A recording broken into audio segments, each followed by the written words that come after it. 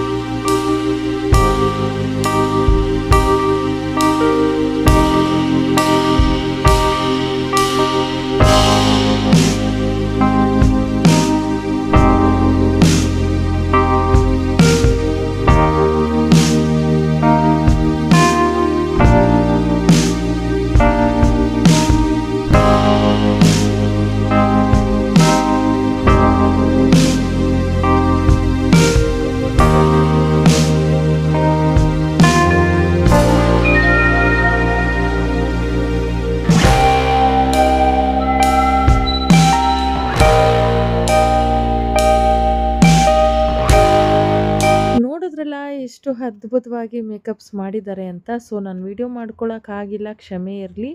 ಫೋಟೋಸ್ನ share ಮಾಡ್ತಾಯಿದ್ದೀನಿ ನಿಮ್ಮ ಜೊತೆ. ಸೊ ವಿಡಿಯೋ ಇಷ್ಟ ಆದಲ್ಲಿ ಶೇರ್ ಮಾಡಿ, ಕಮೆಂಟ್ ಮಾಡಿ. Thank you. ಹಾಗೆ ಲೈಕ್ ಕೊಡೋದನ್ನು ಮರಿಬೇಡಿ.